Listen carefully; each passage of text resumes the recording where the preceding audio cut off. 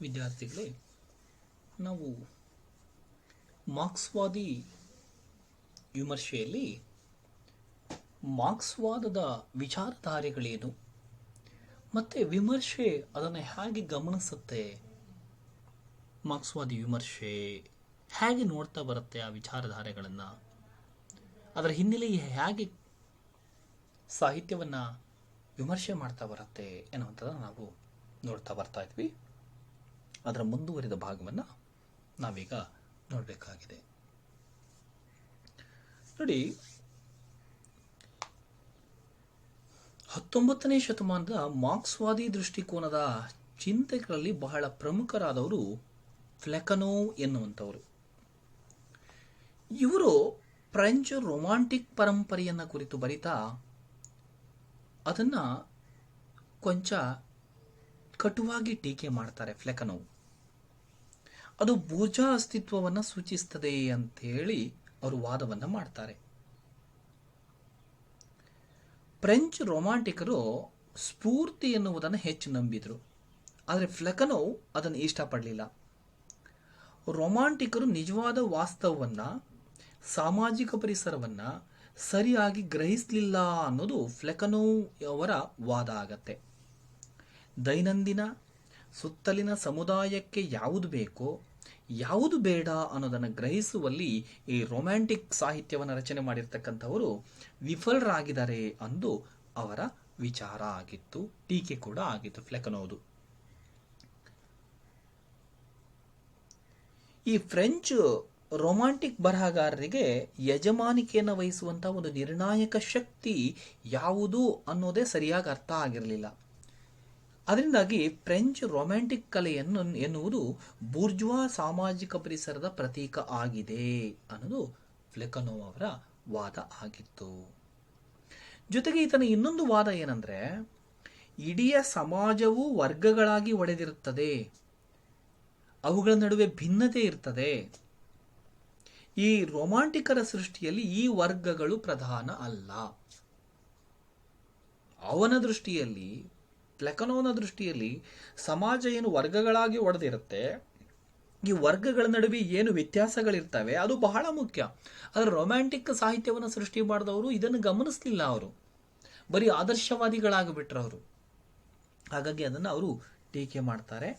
ನಮ್ಮ ಕನ್ನಡದಲ್ಲೂ ಕೂಡ ಅಂತಹ ಪ್ಲೆಕನೋವ್ನಂತಹ ವಿಚಾರಧಾರೆಗಳನ್ನು ಉಳ್ಳಂತಹ ವಿಮರ್ಶಕರನ್ನು ನಾವು ಕಾಣ್ತೀವಿ. ಬಹಳ ಮುಖ್ಯವಾಗಿ ಬರಗೂರು ರಾಮಚಂದ್ರಪ್ಪ ಅವರು. ಬರಗೂರು ರಾಮಚಂದ್ರಪ್ಪ ಅವರು ಒಂದು ಕಡೆ ಹೀಗೆ ಹೇಳ್ತಾರೆ ಕೃತಿಯಲ್ಲಿ, ಏನಂದ್ರೆ, ಇನ್ನೊಂದು ಅಂಶವನ್ನು ಇಲ್ಲಿ ಗಮನಿಸಬೇಕಾಗಿದೆ. ಕೆಳಜಾತಿ ಮತ್ತು ವರ್ಗಗಳ ಅನುಭವವನ್ನು ಹೊಸ ಸಾಹಿತ್ಯ ಸಂದರ್ಭದಲ್ಲಿ ಕಥೆಯಾಗಿಸುವ, ಕವಿತೆಯಾಗಿಸುವ ಕ್ರಿಯೆಯಲ್ಲಿ ಸಮಸ್ಯೆ ಹೊಂದಿದೆ. ಹಿಂದೆಯೇ ಹೇಳಿದಂತೆ ಮಧ್ಯಮ ವರ್ಗ ಅಥವಾ ಮೇಲ್ಮಧ್ಯಮ ವರ್ಗಕ್ಕೆ ಸೇರಿದ ಬರಹಗಾರ ತಾನು ಹುಟ್ಟಿದ ಜಾತಿ ವರ್ಗಗಳ ಅನುಭವ ಮತ್ತು ಆಶಯಗಳನ್ನು ಚಿತ್ರಿಸುವಾಗಿನ ಸಮಸ್ಯೆ ಇದು. ಮಧ್ಯಮ ವರ್ಗ ಮತ್ತು ಮೇಲ್ಮಧ್ಯಮ ವರ್ಗದ್ದು ಮುಚ್ಚಿಡುವ ಸ್ವಭಾವವಾದರೆ ಕೆಳವರ್ಗದ್ದು ಬಿಚ್ಚಿಡುವ ಸ್ವಭಾವ ಅಂಥೇಳಿ ಅವರು ಬಂಡಾಯ ಸಾಹಿತ್ಯ ಮೀಮಾಂಸೆಯಲ್ಲಿ ಹೇಳ್ತಾರೆ. ನೋಡಿ, ಈ ಬರಗೂರು ರಾಮಚಂದ್ರಪ್ಪನವರ ಮಾತುಗಳಿಗೂ ಪ್ಲೆಕನೋವ್ನ ವಾದಗಳಿಗೂ ಒಂದು ಸಾಮ್ಯತೆ ಇರೋದನ್ನು ನಾವು ಕಾಣ್ತಾ ಹೋಗ್ತೇವೆ.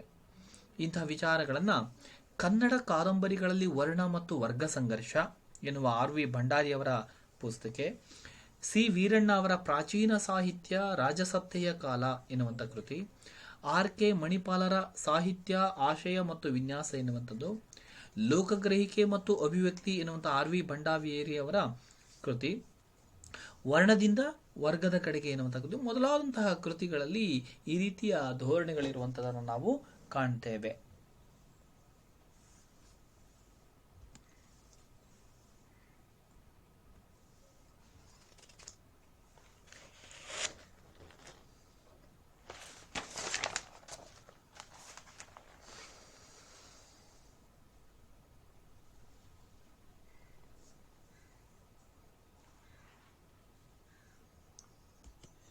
ಈ ಮಾರ್ಕ್ಸ್ವಾದಿ ವಿಮರ್ಶೆಯ ಹಿನ್ನೆಲೆಯಲ್ಲಿ ಕಾದಂಬರಿ, ನಾಟಕ, ಕಥೆಗಳನ್ನು ಒಂದು ಚಾರಿತ್ರಿಕ ಒತ್ತಡದ ಹಿನ್ನೆಲೆಯಲ್ಲಿ ಪರಿಶೀಲಿಸುವಂತಹ ಪ್ರವೃತ್ತಿ ಚಾಲ್ತಿಗೆ ಬರುತ್ತೆ. ಇದಕ್ಕೆ ಸಂಬಂಧಪಟ್ಟ ಹಾಗೆ ಮತ್ತೊಂದು ಬಹುಮುಖ್ಯವಾದಂತಹ ವಿಚಾರವನ್ನ ಕಾರ್ಡ್ವೆಲ್ ಕೂಡ ಮಂಡಿಸ್ತಾನೆ. ಅದೇನೆಂದ್ರೆ, ಸಾಹಿತ್ಯ ರೂಪ ಮನುಷ್ಯನ ಸೃಜನಶೀಲ ಪ್ರಕ್ರಿಯೆಯು ವಿಶಿಷ್ಟವಾಗಿ ಹರಳುಗಟ್ಟಿದಾಗ ನಿರ್ದಿಷ್ಟ ಸಾಹಿತ್ಯ ರೂಪ ಹುಟ್ಕೊಳ್ಳತ್ತೆ. ಅಂದ್ರೆ ಸಾಹಿತ್ಯ ರೂಪ ಹಸಿಯಾದುದಲ್ಲ, ಮತ್ತೆ ಅದು ಅಸ್ಪಷ್ಟ ಅಲ್ಲ, ಅದು ಮನಸ್ಸಿನಲ್ಲಿ ಹರಳುಗಟ್ಟಬೇಕು. ಹಾಗೆ ಹರಳುಗಟ್ಟಿದಾಗ ಮಾತ್ರ ಸಾಹಿತ್ಯ ರೂಪವು ಅರ್ಥಪೂರ್ಣವಾಗತ್ತೆ. ಮಹಾಕಾವ್ಯ, ನಾಟಕ, ಕಾದಂಬರಿ ಈ ಮೂರೂ ವಿಶಿಷ್ಟ ಸಾಮಾಜಿಕ ವರ್ಗಗಳಲ್ಲಿಯೇ ರೂಪು ತಳಿತವೆ. ಹಾಗಾಗಿ ಸಾಹಿತ್ಯ ರೂಪಗಳನ್ನ ಅದರ ಪಠ್ಯ ಕೇಂದ್ರಿತ ಅಥವಾ ರಚನೆ ಕೇಂದ್ರಿತ ಇಲ್ಲವೇ ವಾಚ್ಯಾರ್ಥ ಕೇಂದ್ರಿತ ದೃಷ್ಟಿಕೋನಗಳಿಂದ ವಿವರಿಸುವುದು ತರವಲ್ಲ.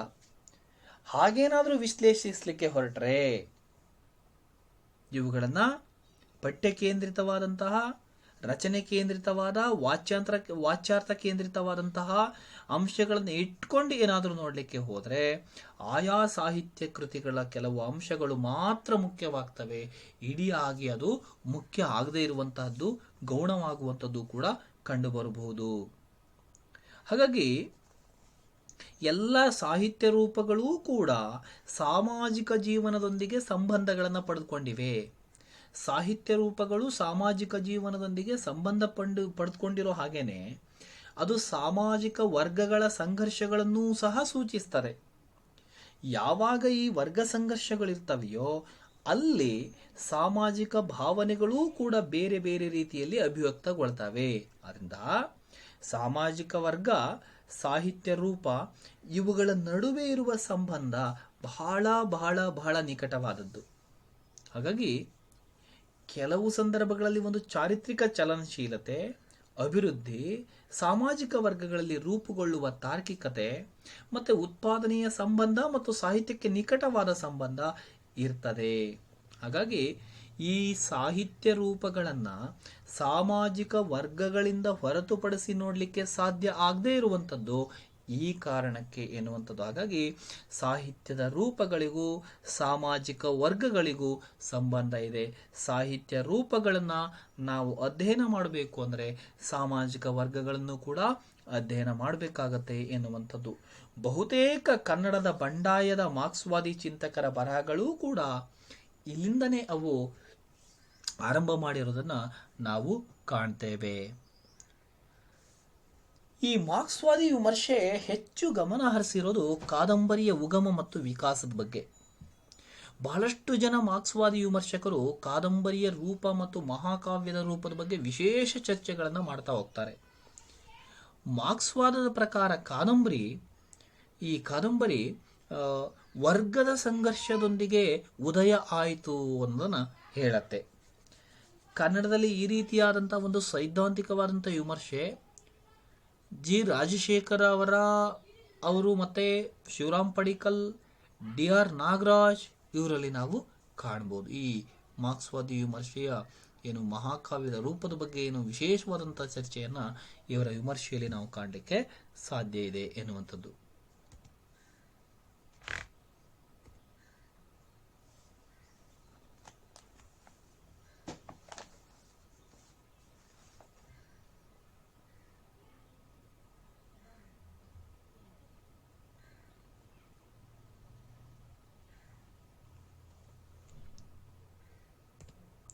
ಮಾರ್ಕ್ಸ್ವಾದ ಇನ್ನೊಂದು ವಾದವನ್ನು ಮುಂದೆ ಇಡುತ್ತೆ. ಏನಂದ್ರೆ ನಾಟಕ, ಕಾದಂಬರಿ, ಕಾವ್ಯ ಈ ಮುಂತಾದವುಗಳು ಸಮಕಾಲೀನ ಪ್ರಜಾಪ್ರಭುತ್ವದೊಂದಿಗೆ ಸಂಬಂಧವನ್ನು ವಿರಿಸಿಕೊಂಡಿರುವಂಥದ್ದು ಅಷ್ಟೇ ಸತ್ಯ. ಹಾಗಾಗಿ ಸಾಮಾನ್ಯ ಜನಸಮೂಹದ ಸಾಹಿತ್ಯ ರೂಪಗಳು ಚಾಲ್ತಿಗೆ ಬರಲಿಕ್ಕೆ ಕಾರಣ ಆದವು ಎನ್ನುವಂಥದ್ದನ್ನ ಈ ಮಾರ್ಕ್ಸ್ವಾದವು ಹೇಳ್ತಾ ಹೋಗುತ್ತೆ.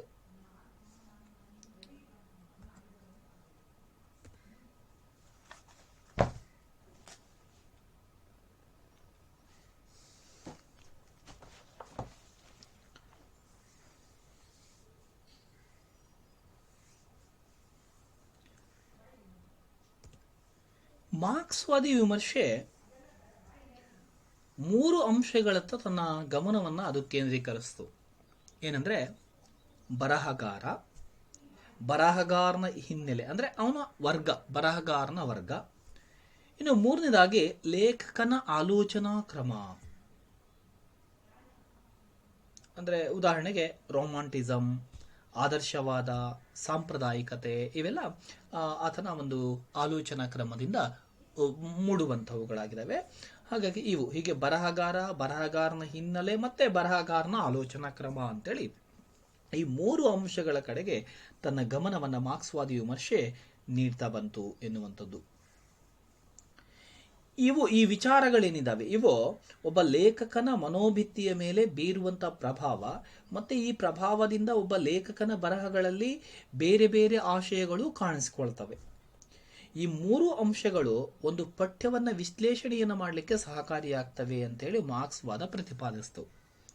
ಇದರ ಜೊತೆಗೆ ಸಾಹಿತ್ಯದ ಸಂದರ್ಭ ಅನ್ನುವುದು ಸಾಹಿತ್ಯದ ವಿಶ್ಲೇಷಣೆಗೆ ಪ್ರಧಾನ ಆಕಾರ ಆಗ್ತಾ ಬಂತು. ಹಾಗಾಗಿ ಸಾಹಿತ್ಯ ಸಂದರ್ಭವನ್ನು ಬಿಟ್ಟು ಸಾಹಿತ್ಯವನ್ನು ವಿಶ್ಲೇಷಣೆ ಮಾಡಲಿಕ್ಕೆ ಸಾಧ್ಯ ಇಲ್ಲ ಅನ್ನೋದನ್ನು ಹೇಳ್ತು. ಹಾಗೇನೆ ಮಾರ್ಕ್ಸ್ವಾದಿ ವಿಮರ್ಶೆಯು ಸಾಹಿತ್ಯವನ್ನ ಒಂದು ಸಾಂಸ್ಕೃತಿಕ ಉತ್ಪಾದನೆ ಎಂದು ಪರಿಗಣಿಸಿತು. ನಾವು ಮೊದಲೇ ಹಿಂದಿನ ಸೆಷನ್ನಲ್ಲಿ ಗಮನಿಸ್ತೀವಿ, ವಾಸ್ತವತೆ, ಮಾನವನ ಅಸ್ತಿತ್ವ, ಉತ್ಪಾದಕ ಸಂಬಂಧಗಳು ಅಥವಾ ಉತ್ಪಾದಕ ವಿಧಾನಗಳು, ಈ ಉತ್ಪಾದಕ ವಿಧಾನಗಳಿಂದ ಒಂದು ಚಾರಿತ್ರಿಕತೆ ಎನ್ನುವಂಥ ಸೃಷ್ಟಿಯಾಗತ್ತೆ. ಈ ಚಾರಿತ್ರಿಕತೆ ಎನ್ನುವುದೇ ಒಂದು ಸಂಸ್ಕೃತಿಯನ್ನು ರೂಪಿಸ್ತಾ ಹೋಗತ್ತೆ ಎನ್ನುವಂಥದ್ದು. ಹಾಗಾಗಿ ಸಾಹಿತ್ಯವನ್ನ ಒಂದು ಸಾಂಸ್ಕೃತಿಕ ಉತ್ಪಾದನೆ ಅಂತೇಳಿ ವಿಮರ್ಶೆ ಕೂಡ ಪರಿಗಣಿಸ್ತಾ ಬಂತು. ಈ ದೃಷ್ಟಿಯಿಂದ ಕನ್ನಡದಲ್ಲಿ ಬಸವರಾಜ್ ಕಲ್ಗುಡಿ, ಕೆ.ವಿ. ನಾರಾಯಣ, ಶಿವರಾಮ ಪಡಿಕ್ಕಲ್, ಡಿ.ಆರ್. ನಾಗರಾಜ್, ಚಂದ್ರಶೇಖರ್ ನಂಗ್ಲಿ ಅವರ ಬರಹಗಳನ್ನು ನಾವು ಗಮನಿಸಲಿಕ್ಕೆ ಸಾಧ್ಯ ಇದೆ. ಅದಕ್ಕೆ ನಾವು ಉದಾಹರಣೆಯಾಗಿ ನೀಡಬಹುದು. ಈ ಸಾಂಸ್ಕೃತಿಕ ಉತ್ಪಾದನೆ ಅಂತ ಹೇಳಿದ್ರೆ ಮಾರ್ಕ್ಸ್ವಾದಿ ವಿಮರ್ಶೆಯ ಪ್ರಕಾರ ರಾಜಕಾರಣ, ಆರ್ಥಿಕ ವ್ಯವಸ್ಥೆ ಮೊದಲಾದವುಗಳ ಒಂದು ಸಂಚಲನೆಯ ಭಾಗ. ಸಾಹಿತ್ಯ ಅನ್ನೋದು ಈ ಅರ್ಥದಲ್ಲಿ ಒಂದು ಪ್ರತ್ಯೇಕಗೊಂಡಂಥ ಘಟಕ ಅಲ್ಲ, ಅದು ಉಳಿದ ಎಲ್ಲ ಸಾಂಸ್ಕೃತಿಕ ಉತ್ಪಾದನೆಗಳ ರೀತಿಯಲ್ಲಿಯೇ ಇರ್ತದೆ. ಹಾಗಾಗಿ ಸಾಹಿತ್ಯ ಎನ್ನುವುದೂ ಕೂಡ ಎಲ್ಲ ಸಾಂಸ್ಕೃತಿಕ ಉತ್ಪಾದನೆಗಳ ಹಾಗೆಯೇ ಅದು ಇರುತ್ತೆ, ಹಾಗೇನೆ ರೂಪುಗೊಳ್ತಾ ಬರುತ್ತೆ ಎನ್ನುವಂಥ ವಾದವನ್ನು ಮಾರ್ಕ್ಸ್ವಾದ ಹೇಳುತ್ತೆ. ಇದನ್ನು ತಳಹದಿಯಾಗಿ ಇಟ್ಕೊಂಡೇ ಮಾರ್ಕ್ಸ್ವಾದಿ ವಿಮರ್ಶೆಯು ಕೂಡ ಮುಂದುವರಿದಿರುವುದನ್ನು ನಾವು ಕಾಣ್ತೇವೆ. ಇನ್ನು ಈ ಮಾರ್ಕ್ಸ್ವಾದಿಗಳು ಕೆಲವು ಸಾಮಾನ್ಯ ಸಿದ್ಧಾಂತಗಳನ್ನು ಕೂಡ ಒಪ್ತಾರೆ. ಅವೇನೆಂದರೆ, ವರ್ಗನಿಷ್ಠ ಸಮಾಜದಲ್ಲಿ ವರ್ಗ ಕಲಹ ಅನಿವಾರ್ಯ ಮತ್ತು ವರ್ಗ ಕಲಹದ ಮೂಲಕವೇ ಒಂದಲ್ಲ ಒಂದು ದಿನ ನಿಜ ಉತ್ಪಾದಕರ ವರ್ಗ ಉಪಭೋಕ್ತ ವರ್ಗದ ಮೇಲೆ ಜಯವನ್ನು ಸಾಧಿಸುತ್ತದೆ. ಇದು ಅವರ ಸಾಮಾನ್ಯ ಸಿದ್ಧಾಂತದ ವಿಚಾರ. ಅಂದರೆ ವರ್ಗನಿಷ್ಠ ಸಮಾಜ ಇದೆ ಅಂದರೆ ಅಲ್ಲಿ ವರ್ಗ ಕಲಹ ಇದ್ದೇ ಇರುತ್ತೆ. ಹಾಗಾಗಿ ಅಲ್ಲಿ ಸಂಘರ್ಷಗಳು ಇದ್ದೇ ಇರ್ತವೆ, ಹೋರಾಟಗಳು ನಡೆದೇ ನಡೀತವೆ. ಒಂದಲ್ಲ ಒಂದು ದಿನ ಏನಾಗತ್ತೆ ಅಂದರೆ ಈ ಉತ್ಪಾದಕರ ವರ್ಗ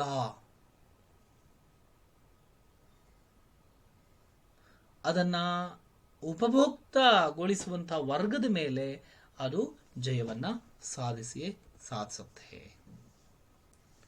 ಹಾಗೆ ಉತ್ಪಾದಕ ವರ್ಗದೊಡನೆ ತನಗಿರುವ ಸಂಬಂಧಗಳನ್ನು ನಿರಾಕರಿಸೋದ್ರಿಂದ ನಿಜ ಉತ್ಪಾದಕರಲ್ಲದೆ ಬೂರ್ಜ್ವಾ ವರ್ಗದ ವಿಶ್ವವನ್ನು ಕುರಿತಾದಂತಹ ಒಂದು ದೃಷ್ಟಿಕೋನ ಅನಿವಾರ್ಯವಾಗಿ ಸತ್ಯದಿಂದ ದೂರವಾಗಿ ಕೃತಕವಾಗ್ತದೆ. ಇವರು ಹೆಚ್ಚು ಗಮನ ಕೊಡುವುದು ಉತ್ಪಾದಕ ವರ್ಗಕ್ಕೆ ಎನ್ನುವುದು ಇಲ್ಲಿ ನಮಗೆ ಗೊತ್ತಾಗತ್ತೆ. ಅಂದರೆ ಶ್ರಮಿಕ ವರ್ಗ, ನಿಜ ಕಾರ್ಯಶೀಲ ಮಾನವ ವರ್ಗ ಏನಿದೆ ಅದಕ್ಕೆ ಹೆಚ್ಚು ಪ್ರಾಧಾನ್ಯತೆಯನ್ನು ಇವರು ಕೊಡ್ತಾರೆ. ಹಾಗಾಗಿ ನಿಜವಾದ ಉತ್ಪಾದಕರು ಅಲ್ಲದೇನೆ ಇರುವಂಥವರು ಬೂರ್ಜ್ವಾಗಳು. ಅಂದರೆ ದುಡಿದೇನೆ ಸಂಪತ್ತನ್ನು ಕೂಡಿಟ್ಟುಕೊಳ್ಳುವಂಥವರು, ಯಜಮಾನಿಕೆಯನ್ನು ಮಾಡುವಂಥವರು, ಜಮೀನ್ದಾರರು, ಪಾಳೆಗಾರರು. ಇವರೆಲ್ಲರೂ ಕೂಡ ಬೂರ್ಜ್ವಾ ವರ್ಗಕ್ಕೆ ಬರುವಂಥವರು. ಹಾಗಾಗಿ ಈ ನಿಜವಾದ ಉತ್ಪಾದಕರು ಅಲ್ಲೇ ಇರತಕ್ಕಂಥ ಬೂರ್ಜ್ವಾ ವರ್ಗದ ಆ ಜಗತ್ತನ್ನ ಕುರಿತಾದಂತಹ ಆ ದೃಷ್ಟಿಕೋನ ಏನಿದೆ ಅದು ಅನಿವಾರ್ಯವಾಗಿ ಕೃತಕವಾಗಿರ್ತದೆ, ಅದು ಸತ್ಯದಿಂದ ದೂರವಾಗಿರ್ತದೆ ಎನ್ನುವಂಥದ್ದು. ಇಂತಹ ಕೃತಕ ಅಥವಾ ಪೊಳ್ಳು ದೃಷ್ಟಿಕೋನದ ಕಾರಣದಿಂದ ಉಪಭೋಕ್ತ ವರ್ಗದಲ್ಲಿ ದ್ವಂದ್ವ ಹಾಗೂ ಘರ್ಷಣೆಗಳು ಸಹಜವಾಗಿ ಉದ್ಭವಿಸ್ತವೆ ಎನ್ನುವುದನ್ನು ಕೂಡ ಮಾರ್ಕ್ಸ್ವಾದ ಹೇಳುತ್ತೆ. ಇನ್ನು ಮಾರ್ಕ್ಸ್ವಾದಿ ವಿಮರ್ಶಕನಿಗೆ ಸಂಬಂಧಪಟ್ಟ ಹಾಗೆ ಹೇಳೋದಾದ್ರೆ, ಆತನಿಗೆ ಒಂದು ಕೃತಿಯ ವ್ಯಾಖ್ಯಾನ, ಆ ಕೃತಿಯ ಸಾಹಿತ್ಯಿಕ ಹಿನ್ನೆಲೆ, ಪ್ರತಿಮೆಗಳು ಮತ್ತೆ ಅಲಂಕಾರಗಳು, ಸಾಂಕೇತಿಕತೆ ಇವುಗಳ ವ್ಯಾಖ್ಯಾನವೇ ಆಗೋದಿಲ್ಲ. ಮಾರ್ಕ್ಸ್ವಾದಿ ವಿಮರ್ಶಕನಿಗೆ ಇವು ಮುಖ್ಯ ಆಗೋದಿಲ್ಲ. ಸಾಹಿತ್ಯಿಕ ಹಿನ್ನೆಲೆ, ಪ್ರತಿಮೆಗಳು, ಅಲಂಕಾರಗಳು, ಸಂಕೇತಗಳು ಇವು ಮುಖ್ಯ ಆಗಲ್ಲ. ಆತನಿಗೆ ಮುಖ್ಯ ಏನ ಅಂದ್ರೆ, ಮಾರ್ಕ್ಸ್ವಾದಿ ವಿಮರ್ಶಕನಿಗೆ ಬಹುಮುಖ್ಯ ಯಾವುದು ಅಂದ್ರೆ, ಒಂದು ಕೃತಿಯ ಒಳಗಡೆ ಆ ಕೃತಿಯು ಪ್ರತಿಬಿಂಬಿಸುವ ಒಂದು ವಿಶಿಷ್ಟ ಸಮಾಜದ ಐಡಿಯಾಲಜಿ, ಒಂದು ವಿಶಿಷ್ಟವಾದ ಸಮಾಜದ ಐಡಿಯಾಲಜಿ ಏನಿದೆ, ಆ ಐಡಿಯಾಲಜಿಯನ್ನ ಈ ಕೃತಿಗಳು ಹೇಗೆ ಪ್ರತಿಬಿಂಬಿಸ್ತವೆ, ಹೇಗೆ ಕನ್ನಡಿಯಾಗಿವೆ ಅನ್ನೋದನ್ನ. ಇಲ್ಲಿ ಐಡಿಯಾಲಜಿ ಅಂತ ಹೇಳಿದ್ರೆ, ಆ ವಿಶಿಷ್ಟ ಸಮಾಜವು ಮಾನ್ಯ ಮಾಡಿರುವಂಥ ವಿಚಾರಗಳು, ನಂಬಿಕೆಗಳು, ಮೌಲ್ಯಗಳು, ವ್ಯವಸ್ಥೆಗಳು ಮೊದಲಾದವುಗಳ ಒಂದು ಮೊತ್ತ, ಆ ಮೊತ್ತವನ್ನೇ ಐಡಿಯಾಲಜಿ ಅಂತ ಕರಿತೇವೆ. ಈ ಐಡಿಯಾಲಜಿಯನ್ನ ಆ ಕೃತಿ ಹೇಗೆ ಪ್ರತಿಬಿಂಬಿಸುತ್ತೆ ಅನ್ನೋದನ್ನ ಮಾರ್ಕ್ಸ್ವಾದಿ ವಿಮರ್ಶೆ ಗಮನಿಸುತ್ತೆ ಬಹಳ ಮುಖ್ಯವಾಗಿ. ಐಡಿಯಾಲಜಿಯ ವಿಶ್ಲೇಷಣೆ, ಆ ವಿಶಿಷ್ಟ ಐಡಿಯಾಲಜಿಯನ್ನು ರೂಪಿಸಿದಂತಹ ಒಂದು ನಿರ್ದಿಷ್ಟ ವರ್ಗದ ಹಿತಾಸಕ್ತಿಗಳು ಅಲ್ವಾ, ಈ ಮೌಲ್ಯಗಳನ್ನ, ನಂಬಿಕೆಗಳನ್ನ, ವಿಚಾರಗಳನ್ನ ಇವನ್ನೆಲ್ಲ ರೂಪಿಸುವಂಥದ್ದು ಒಂದು ನಿರ್ದಿಷ್ಟವಾದಂಥ ವರ್ಗ. ಈ ನಿರ್ದಿಷ್ಟವಾದಂಥ ವರ್ಗ ತನ್ನ ಹಿತಾಸಕ್ತಿಗಳಿಗೆ ಅನುಗುಣವಾಗಿ ಇವುಗಳನ್ನು ರೂಪಿಸಿಕೊಂಡಿರುತ್ತೆ. ಮತ್ತೆ ಆ ನಿರ್ದಿಷ್ಟ ವರ್ಗದ ಹಿತಾಸಕ್ತಿಗಳು, ಮೌಲ್ಯಗಳು ಹಾಗೂ ಜಗತ್ತನ್ನು ಪರಿಭಾವಿಸುವಂಥ ಒಂದು ದೃಷ್ಟಿಕೋನ, ಇವುಗಳನ್ನು ಕುರಿತಾಗಿ ಮಾರ್ಕ್ಸ್ವಾದಿ ವಿಮರ್ಶೆ ಕೃತಿಯಲ್ಲಿ ನೋಡ್ತಾ ಹೋಗುತ್ತೆ. ಈ ಹಿನ್ನೆಲೆಯಲ್ಲಿ ವಿಮರ್ಶೆಯನ್ನು ಮಾಡುತ್ತೆ. ಈ ಮೌಲಿಕವಾದಂತಹ ಮಾರ್ಕ್ಸ್ವಾದಿ ವಿಮರ್ಶೆ ಎರಡು ಹಂತದಲ್ಲಿ ಮುಂದುವರಿಯುತ್ತೆ. ಮೊದಲನೇ ಹಂತ ಏನಂದ್ರೆ, ಇಲ್ಲಿ ವಿಮರ್ಶಕ ಒಂದು ಕೃತಿಯ ಭಾಷೆ, ಆ ಕೃತಿಯ ಶಿಲ್ಪ, ಅದರ ಕಥಾ ಸನ್ನಿವೇಶಗಳು, ಅದರ ನಿರೂಪಣೆ ವಿಧಾನ, ಪ್ರತಿಮೆಗಳು ಮತ್ತೆ ಬಳಕೆಯಾಗಿರುವ ಸಂಕೇತಗಳು ಇವೆಲ್ಲವುಗಳ ವಿಶ್ಲೇಷಣೆಯ ಮೂಲಕವಾಗಿ ಆ ಕೃತಿಯನ್ನು ರೂಪಿಸಿದ ಮತ್ತು ಕೃತಿಯಲ್ಲಿ ಅಭಿವ್ಯಕ್ತಗೊಂಡಿರುವಂತಹ ವಿಶಿಷ್ಟ ಐಡಿಯಾಲಜಿಯನ್ನ ಗುರುತಿಸ್ತಾನೆ. ಇಲ್ಲಿ ವಿಮರ್ಶಕ ಮೊದಲು ಮಾಡುವಂತ ಕೆಲಸ ಇದು. ಫಸ್ಟು ಆ ಐಡಿಯಾಲಜಿಯನ್ನು ಗುರುತಿಸೋದು, ಆ ಕೃತಿಯಲ್ಲಿ ಹೇಗೆ ಅಭಿವ್ಯಕ್ತಗೊಂಡಿದೆ ಅನ್ನೋದನ್ನ. ಇನ್ನು ಎರಡನೇ ಹಂತದಲ್ಲಿ ವಿಮರ್ಶಕ ಏನ್ ಮಾಡ್ತಾನಂದ್ರೆ, ಇಂತಹ ಒಂದು ಐಡಿಯಾಲಜಿ ಸತ್ಯ ದೂರವಾಗಿರೋದ್ರಿಂದ, ಅಂದ್ರೆ ಯಾಕಂದ್ರೆ ಶ್ರೇಣೀಕೃತ ವ್ಯವಸ್ಥೆಯಲ್ಲಿ ಅಥವಾ ವರ್ಗ ವ್ಯವಸ್ಥೆಯಲ್ಲಿ ಮೇಲ್ಶ್ರೇಣಿಯಲ್ಲಿರುವವರ, ಮೇಲ್ವರ್ಗದವರ ಹಿತಾಸಕ್ತಿಗಳಿಗೆ ಅನುಗುಣವಾಗಿ, ಅದಕ್ಕೆ ಪೂರಕವಾಗಿಯೇ ಅವರ ಐಡಿಯಾಲಜಿಗಳು ರೂಪುಗೊಂಡಿರ್ತವೆ. ಅದರಿಂದಾಗಿ ಇಂಥ ಐಡಿಯಾಲಜಿಗಳು ಸತ್ಯ ದೂರವಾಗಿರ್ತವೆ ಅನ್ನೋದು. ಹಾಗಾಗಿ ಸತ್ಯ ದೂರವಾಗಿರುವಂತಹ ಐಡಿಯಾಲಜಿಗಳನ್ನ ಆ ಕೃತಿಯಲ್ಲಿ ಯಾವ ಬಗೆಯಲ್ಲಿ ಹೇಳಲಾಗಿದೆ ಎನ್ನುವಂಥದ್ದನ್ನ ವಿಮರ್ಶಕರು ಗಮನಿಸ್ತಾರೆ. ಮತ್ತೆ ಯಾವ ಬಗೆಯ ವೈರುಧ್ಯಗಳು ಹಾಗೂ ವಿಸಂಗತಿಗಳು ಆ ಕೃತಿಯಲ್ಲಿ ಉದ್ಭವಗೊಂಡಿವೆ ಎನ್ನುವುದನ್ನೂ ಕೂಡ ಮಾರ್ಕ್ಸ್ವಾದಿ ವಿಮರ್ಶೆಯ ವಿಮರ್ಶಕ ಶೋಧನೆ ಮಾಡ್ತಾ ಹೋಗ್ತಾನೆ. ಹಾಗಾಗಿ ಹೀಗೆ ಎರಡು ಹಂತಗಳಲ್ಲಿ, ಒಂದು ಐಡಿಯಾಲಜಿಯನ್ನು ಗುರುತಿಸುವಂಥದ್ದು ಮತ್ತು ಸತ್ಯ ದೂರವಾಗಿರುವಂತಹ ಆ ಐಡಿಯಾಲಜಿಗೆ ಸಂಬಂಧಪಟ್ಟ ಹಾಗೆ ಅದರ ವೈರುಧ್ಯಗಳು ಹಾಗೂ ವಿಸಂಗತಿಗಳು ಆ ಕೃತಿಯಲ್ಲಿ ಹೇಗೆ ಉದ್ಭವಗೊಂಡಿವೆ ಎನ್ನುವುದನ್ನು ಶೋಧಿಸ್ತಾ ಹೋಗ್ತಾನೆ ವಿಮರ್ಶಕ ಎನ್ನುವಂಥದ್ದು. ಇನ್ನು ಮುಂದುವರೆದು, ಮೇಲ್ನೋಟಕ್ಕೆ ಕೃತಿಯಲ್ಲಿ ಯಾವ ಬಗೆಯ ವಿರೋಧಗಳು, ಕರ್ಷಣೆಗಳು ಇಲ್ಲ ಅಂತ ಅನಿಸಿದ್ರೂ ಕೂಡ ಆಳವಾದ ವಿಶ್ಲೇಷಣೆ ಆ ವಿರೋಧಗಳನ್ನ, ಕರ್ಷಣೆಗಳನ್ನ ಪ್ರಕಟಿಸಬಲ್ಲದು ಎನ್ನುವುದನ್ನು ಮಾರ್ಕ್ಸ್ವಾದಿ ವಿಮರ್ಶಕ ಒಪ್ಕೊಳ್ತಾನೆ. ಇದು ಮಾರ್ಕ್ಸ್ವಾದಿ ವಿಮರ್ಶಕ ನಿಲುವು ಕೂಡ ಆಗಿದೆ. ಅಂದರೆ ಆ ಕೃತಿಯಲ್ಲಿ ಮೇಲ್ನೋಟಕ್ಕೆ ನೋಡಿದಾಗ ಅದರಲ್ಲಿ ಯಾವ ವರ್ಗ ಸಂಘರ್ಷಗಳು, ವರ್ಗ ವಿರೋಧಗಳು, ವರ್ಗ ಕರ್ಷಣೆಗಳು ಇಲ್ಲ, ಶ್ರೇಣೀಕೃತ ವ್ಯವಸ್ಥೆಯ ವ್ಯತ್ಯಾಸಗಳು, ಅವುಗಳಿಗೆ ಸಂಬಂಧಪಟ್ಟ ವಿಚಾರಗಳು ಇಲ್ಲ ಅಂತ ಅಂದ್ರೂ ಕೂಡ ಆ ಕೃತಿಯ ಆಳಕ್ಕೆ ಇಳಿದು ಅಲ್ಲಿ ಈ ವಿಚಾರಗಳು ಪ್ರಕಟಗೊಂಡಿವೆ ಎನ್ನುವುದನ್ನು ನೋಡುವುದು ಮಾರ್ಕ್ಸ್ವಾದಿ ವಿಮರ್ಶಕನ ನಿಲುವಾಗಿರುತ್ತೆ. ಇನ್ನು ಕನ್ನಡದಲ್ಲಿ ಮಾರ್ಕ್ಸ್ವಾದಿ ವಿಮರ್ಶೆಗೆ ಸಂಬಂಧಪಟ್ಟ ಹಾಗೆ ಕೃತಿಗಳು ಬಂದದ್ದು ಬಹಳ ಕಡಿಮೆ. ಆದರೆ ಅದರಲ್ಲಿ ಪ್ರಮುಖವಾದಂಥ ಕೃತಿಗಳು ಅಂತ ಹೇಳಿದರೆ ಡಿ.ಆರ್. ನಾಗರಾಜ್ ಅವರ ಅಮೃತ ಮತ್ತು ಗರುಡ, ಜಿ. ರಾಜಶೇಖರ ಅವರ ಕಾಗೋಡು ಸತ್ಯಾಗ್ರಹ, ಜಿ. ರಾಮಕೃಷ್ಣ ಅವರ ಮುನ್ನೋಟ, ಬರಗೂರು ರಾಮಚಂದ್ರಪ್ಪ ಅವರ ಸಂಸ್ಕೃತಿ ಉಪಸಂಸ್ಕೃತಿ, ಇವು ಕನ್ನಡದ ಮಾರ್ಕ್ಸ್ವಾದಿ ವಿಮರ್ಶೆಗೆ ಬಹಳ ಪ್ರಮುಖವಾದಂತಹ ಉದಾಹರಣೆಗಳು ಆಗಿದ್ದಾವೆ ಈ ಕೃತಿಗಳು. ಹೀಗೆ ಮಾರ್ಕ್ಸ್ವಾದಿ ವಿಮರ್ಶೆ ಸಾಗಿ ಬಂದಿದೆ ಎನ್ನುವಂಥದ್ದು. ಹೀಗೆ ಕಾರ್ಲ್ ಮಾರ್ಕ್ಸ್ ಮತ್ತು ಎಂಗೆಲ್ಸರ ವಿಚಾರಧಾರೆಗಳಿಂದ ರೂಪುಗೊಂಡಂತಹ ಮಾರ್ಕ್ಸ್ವಾದಿ ಸಿದ್ಧಾಂತ ಏನಿದೆ, ಅದರ ವಿಚಾರಗಳಿಂದವೇ, ಅದರ ಅಡಿಯಲ್ಲಿ ಅದರ ವಿಚಾರಧಾರೆಗಳನ್ನು ಮುಖ್ಯವಾಗಿ ಇಟ್ಕೊಂಡು ವಿಮರ್ಶೆ ಜಗತ್ತಿನಾದ್ಯಂತ ನಡೆದಿದೆ. ಕನ್ನಡದಲ್ಲೂ ಕೂಡ ಈ ಮಾರ್ಕ್ಸ್ವಾದಿ ವಿಮರ್ಶೆ ನಡೀತಾ ಬರ್ತಾ ಇದೆ 1970ರ ತರುವಾಯದ ಘಟ್ಟದಲ್ಲಿ ಅನ್ನೋದನ್ನು ನಾವು ಈ ಒಂದು 2 ಸೆಷನ್ನಲ್ಲಿ ನಾವು ತಿಳಿದುಕೊಂಡ್ವಿ. ಧನ್ಯವಾದಗಳು.